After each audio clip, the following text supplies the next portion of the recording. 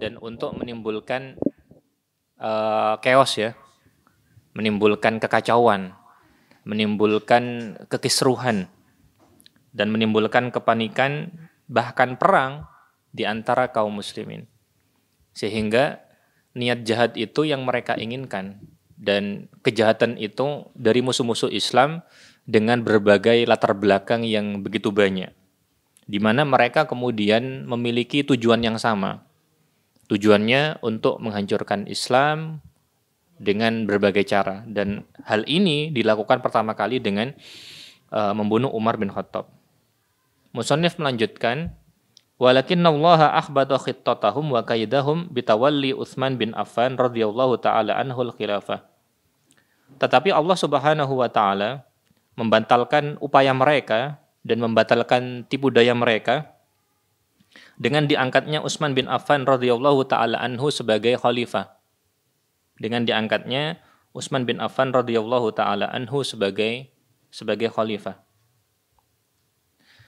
Karena diangkatnya Utsman sebagai khalifah ini itu kemudian memiliki tempat khusus di hati umat. Imam Ahmad rahimahullah menyebutkan bahwa pengangkatan Utsman itu kemudian berhasil menyatukan umat, di mana kemudian kerjasama umat dan juga ta'awun mereka dalam kebaikan itu nampak ketika kemudian Utsman dibaiat. Sehingga ketika Utsman itu dibaiat, persatuan umat itu kemudian terjaga. Sehingga boleh dikatakan bahwa Utsman itu kemudian menjadi simbol persatuan umat pada masanya. Kemudian musannif menyebutkan, wa fi awakhir khilafatihi radhiyallahu taala anhu qama haula'il a'da bi itharatil fawd wal istirab wa nashri ba'dil abatil wat tuham al maz'umah zidda Utsman bin Affan radhiyallahu taala anhu wa arda wa rawajalahumul juhala wal mughridun. Musannif menyebutkan bahwa ketika mereka melihat bahwa upaya untuk menimbulkan kekacauan, kerusakan, kekisruhan yang dilakukan dengan upaya pembunuhan Utsman itu kemudian upaya pembunuhan Umar ya, itu kemudian tidak berhasil, maka mereka kemudian mulai melancarkan lagi ketika akhir-akhir masa kekuasaannya Utsman. Di mana kemudian mereka, musuh-musuh Islam tersebut, itu menimbulkan kekacauan, menimbulkan kegoncangan, dan kemudian menyebarkan banyak kebatilan, hal-hal kebatilan yang bertentangan dengan Islam. Mereka juga kemudian menyebarkan tuduhan-tuduhan yang tidak berdasar, di mana tuduhan-tuduhan tersebut dialamatkan kepada Utsman bin Affan radhiyallahu taala anhu wa ardha. Di mana kemudian tuduhan-tuduhan ini itu disebarkan oleh orang-orang yang bodoh, orang-orang yang punya kepentingan juga. Sehingga mereka dimanfaatkan untuk kemudian menebarkan berita bohong, kalau zaman sekarang disebut hoax, dan yang lain sebagainya. Sehingga kemudian mereka berusaha menggiring opini ya, berusaha menggiring keinginan publik, keinginan masyarakat bahwa Utsman itu jelek. Jadi mereka berusaha untuk menjatuhkan namanya Utsman, berusaha untuk menjelek-jelekkan Utsman. Kenapa kemudian mereka berusaha menjatuhkan Utsman? Karena Utsman khalifah. Kalau misalkan kemudian khalifahnya yang lain, ya insya Allah akan ada upaya seperti itu. Hanya saja mungkin caranya bisa jadi berbeda. Tapi intinya berusaha untuk menjatuhkan khalifah ya. Karena mereka hanya ingin membuat kekacauan. Wa min hadhihi tuham dha'fu Utsman radhiyallahu taala anhu li kibri sinnihi. Di antara tuduhannya bahwa Utsman itu sudah lemah karena umurnya sudah sepuh, sudah tua. Utsman bin Affan memang ketika diangkat sebagai khalifah, umurnya Utsman pada waktu itu sekitar 70 tahun. Ketika Utsman kemudian wafat tahun 35 Hijriah, umurnya itu kurang lebih sekitar 82 tahun. Tapi ini tidak menjadi dasar sebenarnya. Ini hanya isu saja, hanya tuduhan semata gitu. Dan hal ini tidak berdasar. Karena yang menjadi masalah itu bukanlah karena usia, tetapi bagaimana kemampuan. Dan Utsman mampu ya. Kita tahu kemudian sebagian pemimpin dunia beberapa waktu yang lalu masih ada yang umurnya 90 tahun ya dan masih segar. Dan ini bukan alasan ya. Ini bukan alasan yang logis, bukan alasan yang masuk akal. Jadi ini sekedar mengada-ngada saja. Kemudian tuduhan lainnya au muhabati li aqaribihi, atau menuduh Utsman itu kemudian mendahulukan keluarganya. Kalau bahasa zaman sekarang barangkali nepotisme ya. Barangkali nepotisme, mendahulukan keluarganya. Tuduhan ini tidak berdasar. Tuduhan ini tidak berdasar karena yang diangkat sebagai pegawai dari keluarganya Bani Umayyah itu kalau tidak 5, itu 6 orang maksimal. Ketika Utsman akhir masa jabatannya Utsman, yang menjadi pegawainya Utsman, yang menjadi pejabatnya Utsman, itu tinggal sekitar 3 orang saja.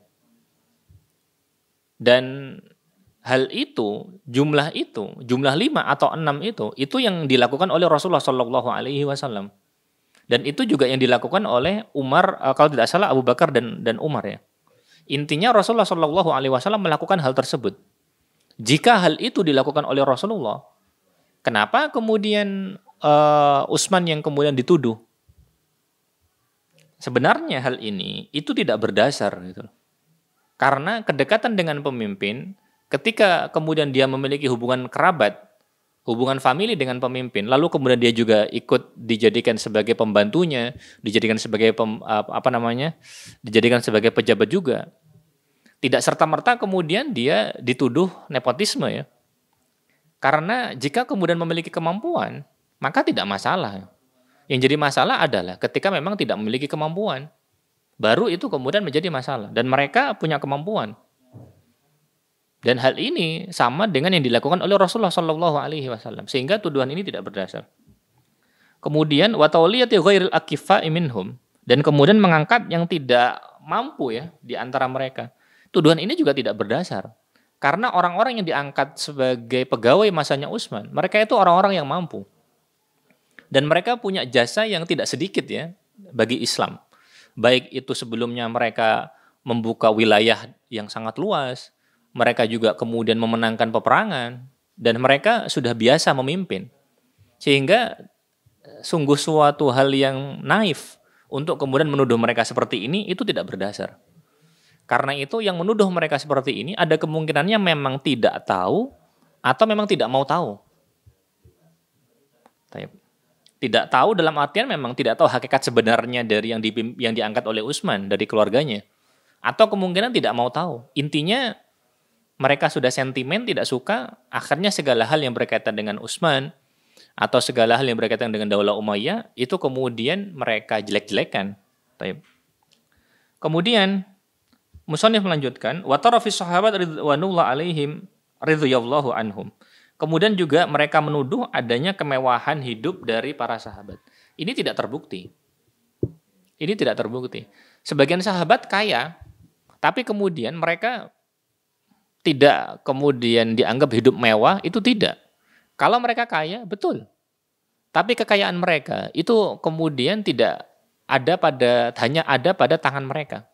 Kekayaan mereka itu bukan pada kemudian masuk ke dalam hati mereka. Dalam artian kekayaan itu kemudian ada di tangan mereka, lalu kemudian mereka manfaatkan sebagai modal untuk dakwah fisabilillah. Dan tidak benar tuduhan ini, itu kemudian sangat tidak berdasar. Wa bina'uhumul kusur, dan mereka kemudian membangun istana-istana. Ini juga kemudian berat, tuduhan yang sangat berat. Dan orang yang menuduh harus mendatangkan bukti untuk kemudian membenarkan hal ini. Wa rukunuhum ila dunya mimma ahqadal fuqara'a alaihim. Mereka juga menuduh para sahabat bahwa para sahabat itu cenderung kepada dunia, yang menjadikan orang-orang fakir itu kemudian dengki terhadap mereka. Hal ini juga tidak berdasar. Mereka harus mendatangkan bukti untuk kemudian membuktikan tuduhan ini. Wa adda ila istishhadi Utsman radhiyallahu taala anhu ala yadi haula'il qatlah. Yang memicu kemudian mati syahidnya Utsman bin Affan radhiyallahu taala anhu di tangan para pembunuh tersebut. Mimma tarattaba alaihi khilafun baina Ali wa Muawiyah wa man ma'ahuma minas sahabati radhiyallahu anhum ajma'in. Hal ini, pembunuhan Utsman ini kemudian memicu nanti fitnah, memicu kemudian perselisihan di antara para sahabat. Karena perselisihan yang terjadi setelahnya, perang yang terjadi setelahnya, bukan perang untuk mencari kekuasaan. Ketika kemudian terjadi khilaf dalam perang Jamal, ketika terjadi khilaf dalam perang Siffin, apa yang terjadi itu adalah bagaimana kemudian mereka berselisih, bukan kemudian memperebutkan kekuasaan. Perselisihan mereka terjadi karena kemudian mereka berbeda pendapat bagaimana menyelesaikan pembunuhannya Utsman. Permasalahannya bagaimana mereka menyelesaikan permusuhan Utsman. Itu ijtihad yang mereka bangun, bukan kemudian mencari kekuasaan yang barangkali kemudian salah difahami oleh bahkan banyak kaum muslimin sampai sekarang. Karena itu, kematiannya Utsman itu membawa fitnah. Ibnu Taimiyah rahimahullah menyebutkan, ada 2 kematian yang kemudian pengaruhnya itu masih terasa sampai zamannya Ibnu Taimiyah ketika beliau masih hidup. Beliau menyebutkan, yang pertama adalah kematiannya Utsman, yang kedua adalah kematiannya Husain. Kita katakan bahwa bahkan sampai zaman sekarang terasa. Karena banyak orang kemudian keliru memahami hal ini. Dan kemudian perselisihan yang terjadi setelahnya itu karena kematiannya Utsman ini, bagaimana kemudian mereka berbeda pendapat bagaimana menyelesaikan pembunuhan Utsman. Sehingga titik masalahnya adalah bagaimana menyelesaikan pembunuhan Utsman. Bukan kemudian untuk mencari kekuasaan. Sebagaimana yang salah difahami, bahkan kesalahpahaman ini banyak menimpa kaum muslimin. Ini sangat disayangkan sekali. Banyak yang kemudian masih belum bisa memahami dengan benar masalah ini. Sehingga tidak sedikit dari umat Islam itu yang kemudian suudzon kepada para sahabat ridwanullah alaihim ajmain, dan ini sangat kita sayangkan. Dan kita berusaha untuk menjelaskan yang hak ya. Kita berusaha untuk menjelaskan yang hak. Dan hal ini kita pahami bahwa hal ini bagian dari upaya untuk membersihkan nama sahabat. Karena kita diperintahkan untuk mencintai mereka. Dan kita menyatakan bahwa hal ini bagian dari keimanan kita. Ketika Rasulullah SAW mengatakan hubbul ansori minal iman, yang dimaksud adalah bukan hanya ansor saja, tetapi juga para sahabat ridwanullah alaihim ajmain secara keseluruhan. Sehingga kita mencintai mereka. Dan kemudian kita berusaha membersihkan nama mereka dari tuduhan-tuduhan yang tidak bertanggung jawab. Kemudian, wahwal khilaful ladzi istaghallahu haula'il a'da bimakrihim wa khabathihim hatta adda ilal harbi wal qital bisababi ijtihadin mukhlisin minat tarfain yabtaghuna bihi wajhallahi ta'ala. Jadi perselisihan tersebut, bagaimana cara menyikapi pembunuhannya Utsman setelah Utsman terbunuh nanti, itu yang menjadi sebab perselisihan. Perang Jamal, perang Siffin, masalahnya di sini, bagaimana menyelesaikan pembunuhan Utsman, bukan untuk gimana caranya berkuasa. Sama sekali tidak. Namun perselisihan yang terjadi di antara mereka itu kemudian dimanfaatkan oleh sebagian orang, sebagian musuh-musuh Islam dengan makar mereka, dengan kebusukan mereka, dengan tipu daya mereka, sehingga kemudian mereka berusaha menimbulkan peperangan dan pembunuhan, padahal pihak-pihak tersebut dari para sahabat itu kemudian mereka berijtihad dengan ikhlas. Berijtihad dengan ikhlas, di mana mereka kemudian hanya mengharapkan wajah Allah Subhanahu wa Ta'ala. Sehingga awal mula fitnah itu kemudian dari sini. Kemudian musannif menyebutkan waqad qaddamna fit tamhid wajibuna nahwa sahabati Rasulillah sallallahu alaihi wasallam wa wal hubbu wat taqdir wa ihsanu dzannu bihim bi a'malihim.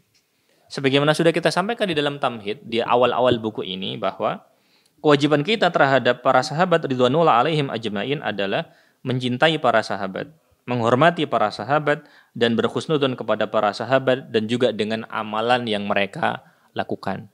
Jangan sampai kemudian kita memiliki prasangka yang tidak baik, jangan sampai kemudian kita berburuk sangka kepada mereka, karena kewajiban kita itu kemudian adalah bagaimana baik kepada mereka.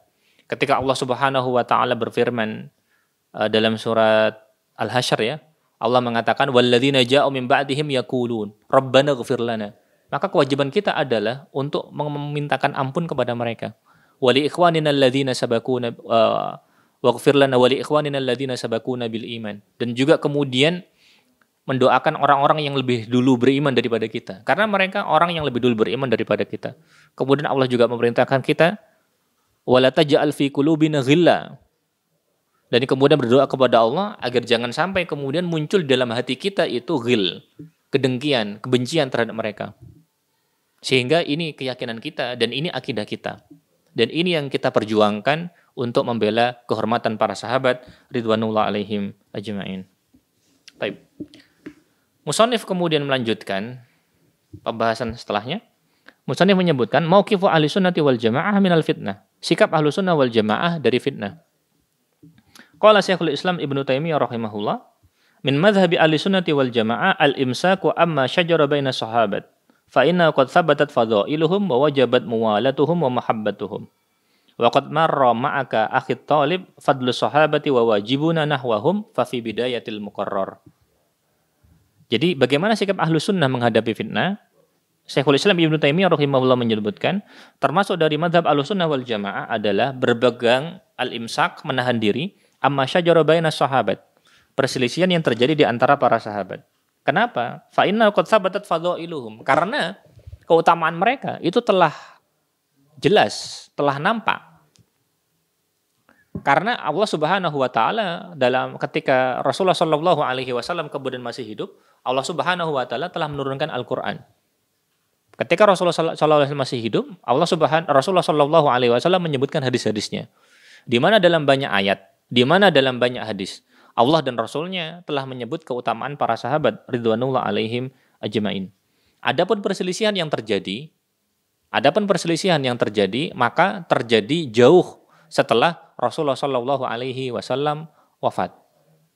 Apakah Allah Subhanahu Wa Taala tidak tahu apa yang akan terjadi setelahnya? Pasti Allah tahu.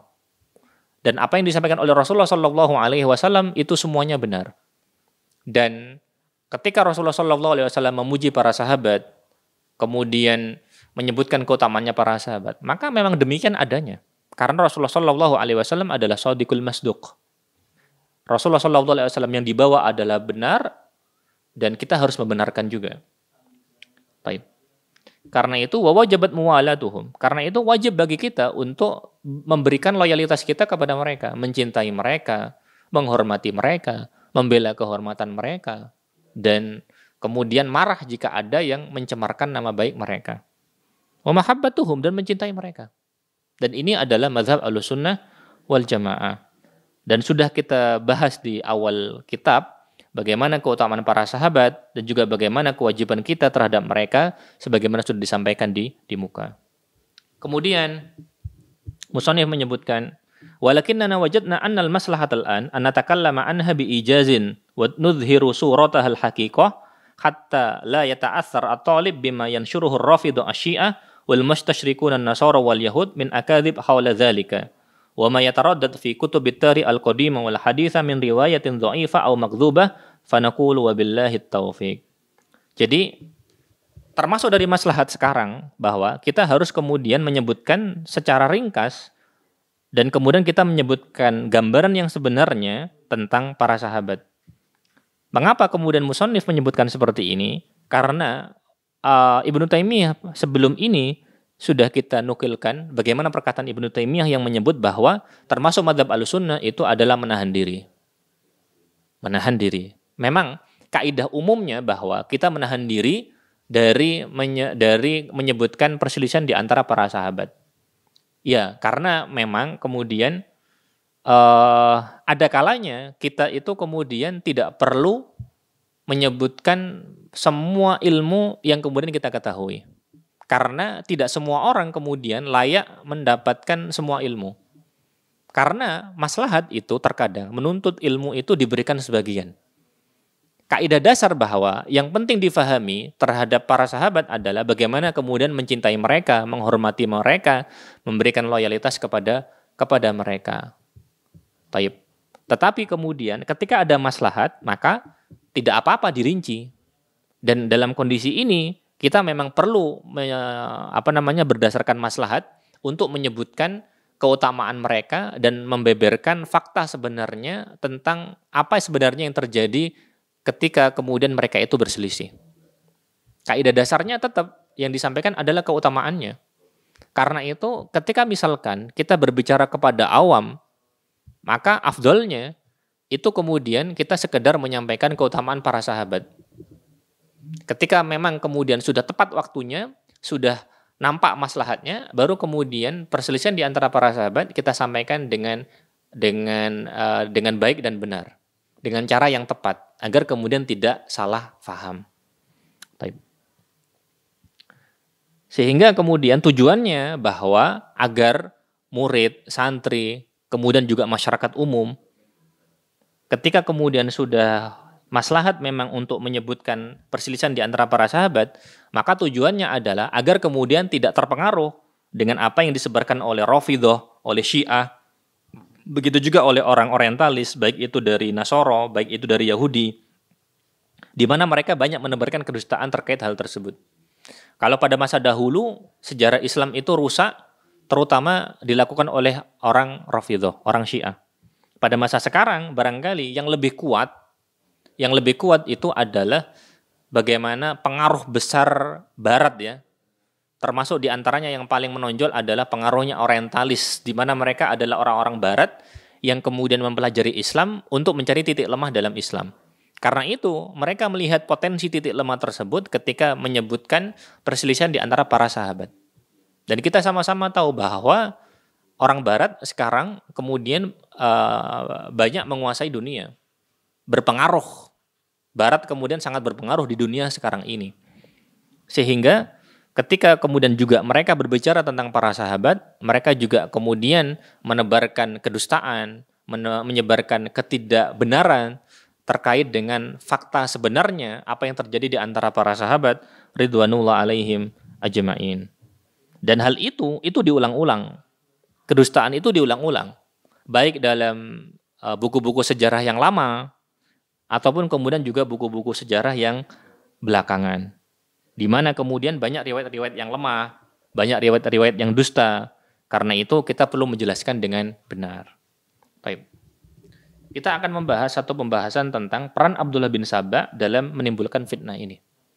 Musannif menyebutkan daur Abdullah bin Saba al-Yahudi fil fitnah. Bagaimana peran Abdullah bin Saba dalam fitnah ini pada masanya Utsman. Musannif menyebutkan kanat khittatul haqidina al-Islam ayatadhahara ar-rajulul ladzi ikhtaruhu lit-tahrib bi annahu aslama wa huwa ibnu Sauda Abdullah bin Saba al-Yahudi al-Yamani alladzi kana wasihud daha wal haylah wal ittila ala ahwalil muslimin. Thumma yas'a bainahum wa hum mutmainnuna lahu bima yufsidu halahum wa yanshurul fitana fihim. Jadi pengaruhnya Abdullah bin Saba, katanya musannif, termasuk dari langkah orang-orang yang dengki terhadap Islam adalah muncul orang yang kemudian pura-pura masuk Islam. Di mana orang ini itu sudah mereka pilih untuk kemudian melakukan penghancuran, untuk melakukan kerusakan. Orang yang dipilih ini adalah Abdullah bin Saba, Yahudi, di mana dia berasal dari Yaman. Disebut Ibnu Sauda karena ibunya itu orang Habasyah, gelap. Ibunya gelap dan dia gelap juga ya. Keturunan Habasyah. Alladzi kana wasihud daha, di mana kemudian dia orang yang licik. Wal hayla, dan juga orang yang kemudian pandai bersiasat. Dan dia kemudian orang yang banyak mengetahui keadaan kaum muslimin. Kemudian ketika dia sudah masuk Islam, dia pura-pura masuk Islam, bukan masuk Islam. Dia kemudian pura-pura masuk Islam untuk menyebarkan keburukan, menyebarkan kekacauan, menyebarkan pemikiran-pemikiran yang rusak. Di mana kemudian umat Islam itu tenang-tenang saja menghadapi Abdullah bin Saba karena mereka menyangka Abdullah bin Saba itu benar-benar muslim. Taib. Padahal Abdullah bin Saba ini telah menyebarkan keburukan, telah merusak keadaan kaum muslimin, dan telah menebarkan fitnah di antara kaum muslimin. Musannif kemudian menyebutkan, famadza amil, apa yang dia lakukan? Akhadha yantakilu fil buldanil islamiyah yabhathu 'anil munafiqina wal mughaffilin liyattakhidhahum a'wanan lahu wa yunaffidhu bihim khutatahu fawajada al-katsira minhum wa rakkaza amalahu fil Iraq wa Misr ba'da an fashila fis Syam. Liyaqdati Muawiyah wa man ma'ahu minas sahabati radhiyallahu anhum wa mutabada'atihim linasyatihil haddam hatta annahum sajanuhu thumma atlaquhu faharaba. Katanya musannif, Apa yang dilakukan oleh Abdullah bin Saba ini? Maka dia kemudian berpindah dari satu negeri ke negeri yang lain. Apa yang dia cari? Dia mencari orang-orang munafik. Dia mencari orang-orang yang lalai. Tujuannya untuk menjadikan orang-orang tersebut sebagai pembantu dia, sebagai penolong dia, sebagai pengikut dia. Wa yunaffidhu bihim khutatahum, dan kemudian melancarkan, menerapkan bagi mereka langkah-langkah yang sudah disusunnya. Dan dia mendapati banyak dari mereka dan kemudian memfokuskan pekerjaannya di Irak, di Mesir, setelah dia sebelumnya kemudian gagal di Syam. Muhibbuddin Al-Khatib rahimahullah ketika menjelaskan Al-Awasim minal Qawasim, beliau menjelaskan bahwa Ibnu Saba ini kemudian masuk ke Syam lalu kemudian gagal ya. Di Hijaz juga kemudian dia gagal. Yang banyak sukses dia itu kemudian di Mesir, kemudian di Basrah dan juga di Kufah. Bahkan kemudian Muhibbuddin Al-Khatib menyebut bahwa kemudian dia tinggal di Fustat ya. Fustat pada waktu itu adalah ibu kota Mesir. Di mana Fustat hari ini itu adalah menjadi bagian dari kota Qahirah ya. Baik. Kemudian dia gagal di Syam. Kenapa dia gagal di Syam? Liyaqdati Muawiyah wa man ma'ahu minas sahabati radhiyallahu anhum. Karena kemudian Muawiyah waspada. Begitu juga para sahabat yang bersama dengan Muawiyah waspada dengan apa yang dia lakukan. Di mana kemudian mereka mengawasi terus apa yang dilakukan oleh Ibnu Saba. Mereka mengawasi kegiatan Ibnu Saba. Di mana kegiatan-kegiatan tersebut itu kegiatan yang berbahaya sekali. Sampai kemudian mereka memenjarakan dia, baru kemudian mereka melepaskannya. Wallahu alam kenapa kemudian Abdullah bin Saba ini dilepaskan. Ketika sudah dilepaskan, dia kemudian melarikan diri. Wa akhadha hadzal haqid wa awanuhu yanshuruna al-akadzib an Utsman bin Affan radhiyallahu taala anhu wa wulatahu wa annahum asa'u wa dzalamu wa akalul amwal. Jadi orang yang dengki ini bersama dengan pembantu-pembantunya, bersama dengan orang yang bersama dengan dia, mereka itu menyebarkan kedustaan. Sebagian dari kedustaannya itu yang sudah kita sampaikan tadi. Intinya mereka kemudian hanya ingin menimbulkan kekacauan. Karena kekacauan yang paling mudah adalah kemudian mencela penguasa. Karena itu dalam riwayat di Tarikh Tabari disebutkan bahwa ya dia memerintahkan ittahimu umara'akum. Celalah kemudian pemimpin-pemimpin kalian. Kemudian dia juga mengatakan wa tadhaharu bil amri bil ma'ruf wan nahyi 'anil munkar. Dan pura-pura tampakkan amar ma'ruf nahi mungkar.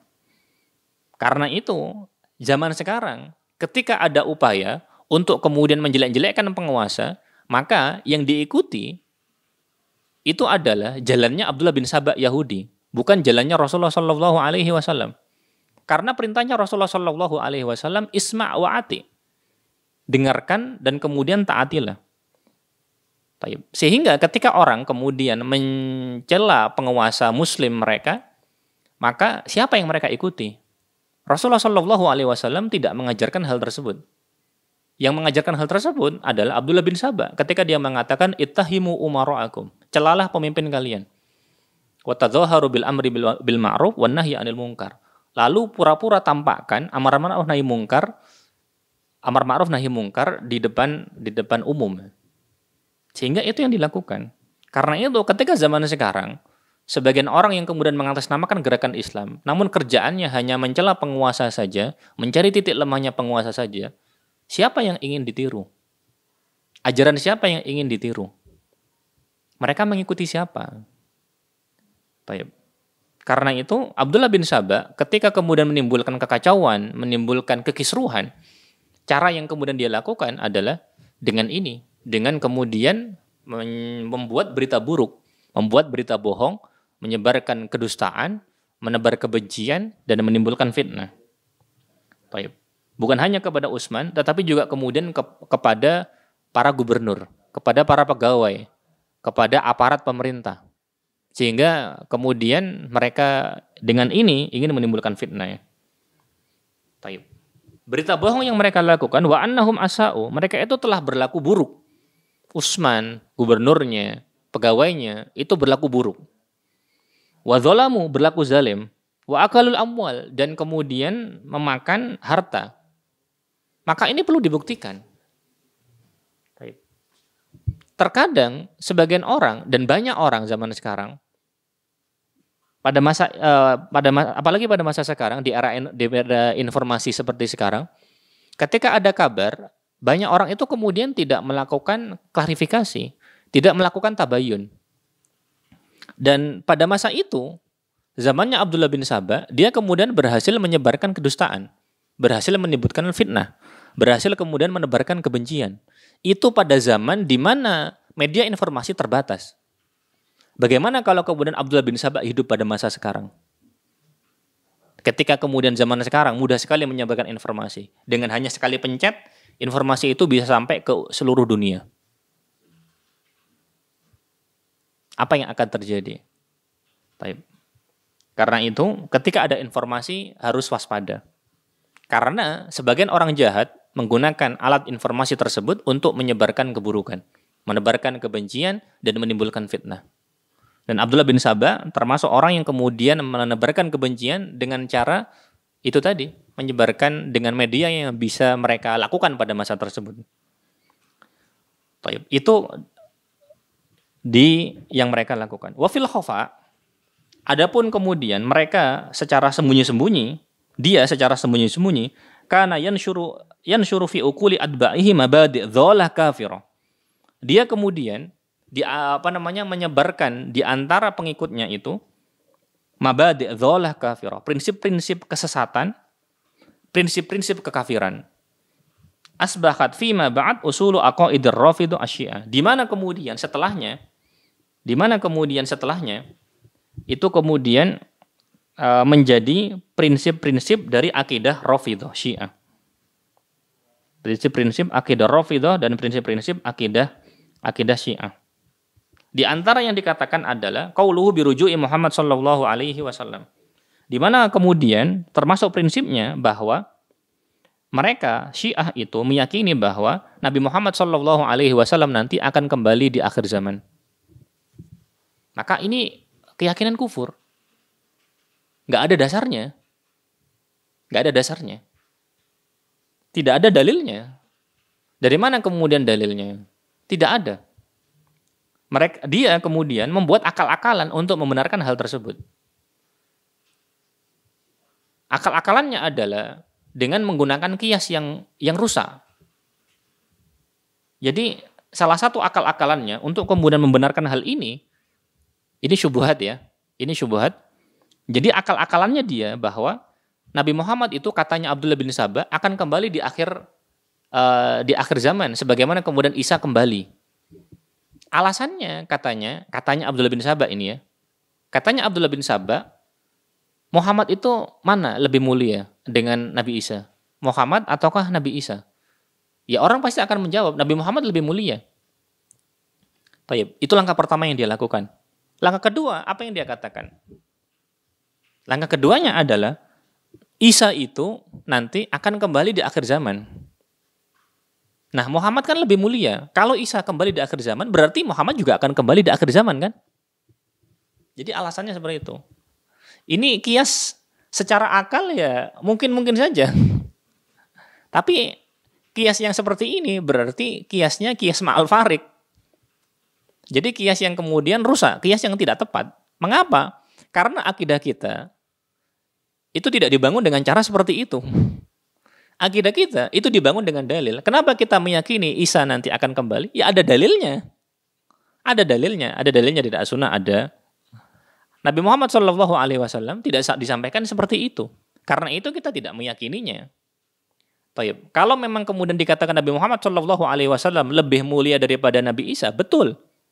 Karena memang kemudian disampaikan bahwa Nabi Muhammad SAW adalah sebaik-baik manusia dan sebaik-baik Nabi dan Rasul. Itu jelas.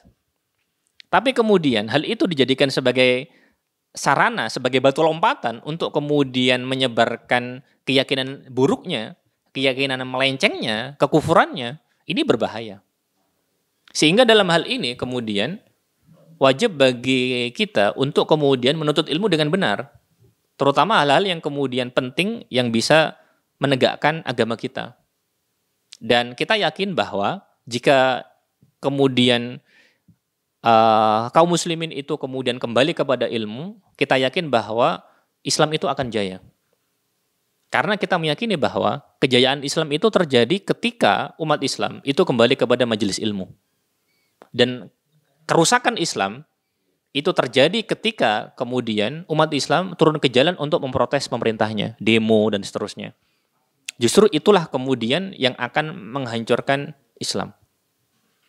Karena Islam tegak dengan ilmu. Islam tidak tegak dengan demonstrasi. Islam tegak dengan ilmu yang kemudian menjadi modal untuk amal.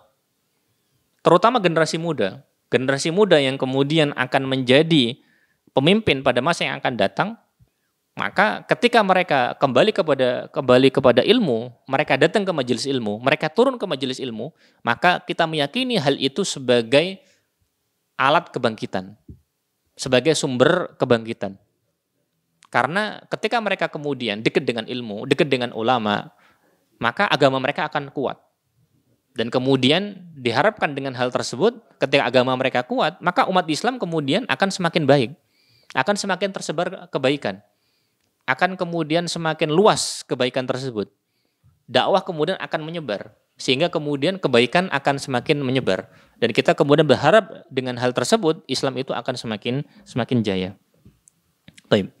Kemudian, musannif menyebutkan termasuk dari prinsip buruk, prinsip kekufuran yang kemudian disebarkan oleh Abdullah bin Sabah adalah wa wasiyatuhu li Ali bil khilafah. Mereka meyakini bahwa Rasulullah Shallallahu Alaihi Wasallam memberikan wasiat kepada Ali bahwa Ali itu akan menjadi khalifah setelahnya Rasulullah Shallallahu Alaihi Wasallam. Ini keyakinan yang tidak benar, tidak ada dalilnya.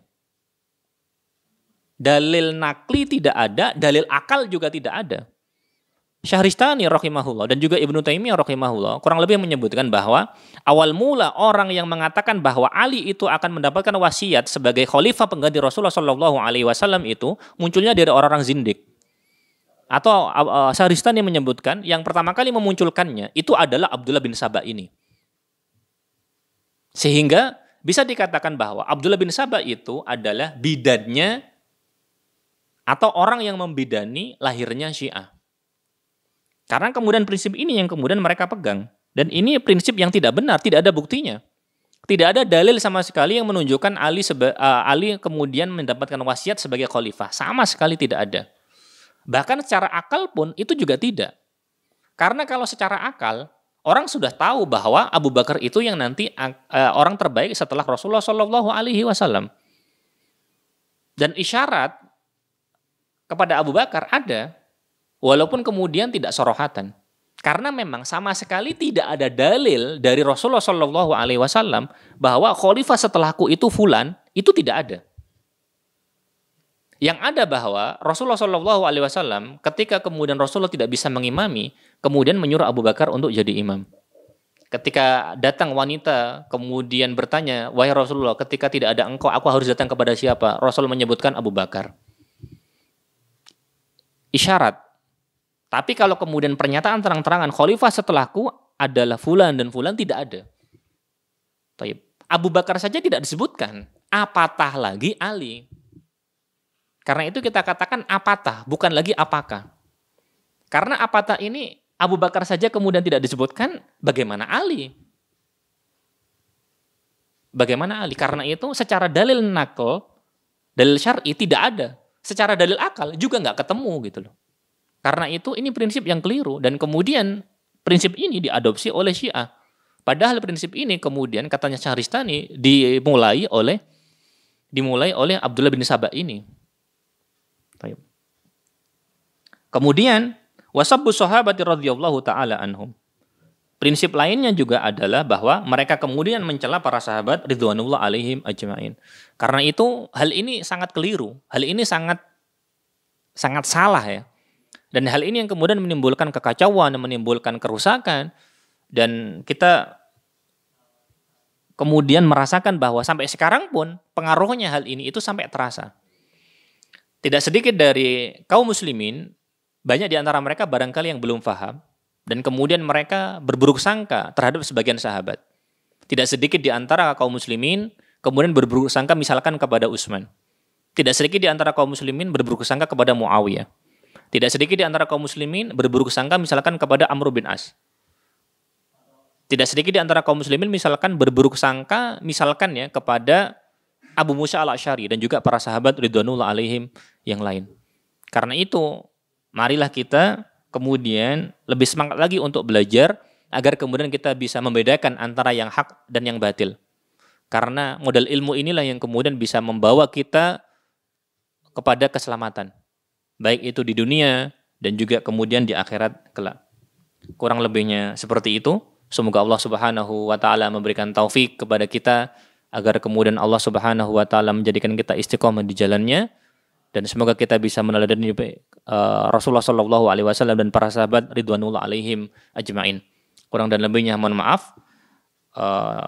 Kita akhiri, subhanakallahumma wa bihamdika asyhadu an la ilaha illa anta astaghfiruka wa atubu ilaik. Assalamualaikum warahmatullahi wabarakatuh.